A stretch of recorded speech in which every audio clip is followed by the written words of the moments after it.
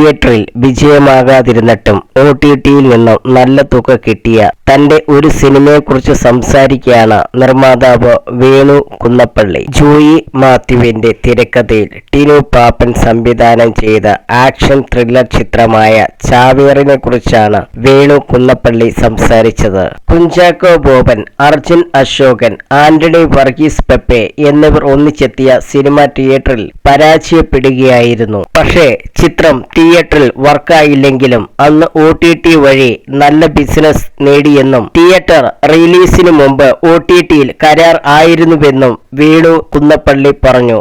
അദ്ദേഹത്തിന്റെ വാക്കുകൾ: ചാവേർ തിയേറ്ററിൽ ഭയങ്കരമായി വർക്കാകാതിരുന്ന സിനിമയാണ്. പക്ഷെ നമുക്ക് അങ്ങനെ നഷ്ടമൊന്നും വന്നില്ല.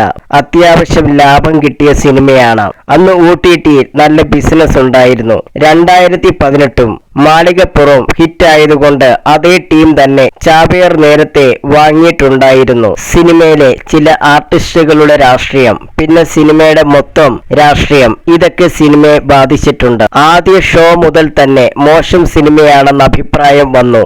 ഒരു കഥയുമില്ലെന്നൊക്കെ പറഞ്ഞ് ഭയങ്കരമായി ആളുകൾ നെഗറ്റീവ് പറഞ്ഞിരുന്നു. ഇവിടുത്തെ ആദ്യത്തെ 2 ഷോകൾ ആളുകൾ കൈവിട്ട് കഴിഞ്ഞാൽ സിനിമയുടെ കഥ കഴിഞ്ഞു. പിന്നെ അതിനെത്ര പൊക്കിക്കൊണ്ടുവരാൻ നോക്കിയാലും നടക്കില്ല. അതാണ് മലയാള സിനിമയുടെ സ്വഭാവം. ഡീഗ്രേഡിങ് എന്ന് പറയാൻ പറ്റില്ല. ആളുകൾ ഉദ്ദേശിച്ച രീതിയിൽ സിനിമ വന്നില്ല. എന്നെ സംബന്ധിച്ച് അത് നല്ല സിനിമയാണ്. നിങ്ങൾ ഇതുവരെ ചെയ്തതിൽ ഏറ്റവും മികച്ച സിനിമയാണെന്നൊക്കെ ചിലർ പറഞ്ഞിരുന്നു. നല്ല ബഡ്ജറ്റിൽ ചെയ്ത സിനിമയായിരുന്നു. പക്ഷേ ആളുകൾ കേറാൻ ഒരു ചാൻസ് കൊടുത്തില്ല. അതിനു മുമ്പ് തന്നെ അതിനെ വലിച്ചു താഴേക്കിട്ടു. എനിക്ക് തോന്നിയത് ഇതിൽ രാഷ്ട്രീയത്തിന്റെ കുറച്ച് സംഗതിയുണ്ടെന്നാണ്. ചിലരുടെ രാഷ്ട്രീയത്തിന് എതിരാണ്, അവരെയാണ് ടാർഗറ്റ് ചെയ്യുന്നത് എന്നൊക്കെ വന്നിട്ടുണ്ടാകാം. പിന്നെ ഓരോ സിനിമകൾക്കും ഓരോ വിധിയുണ്ട്.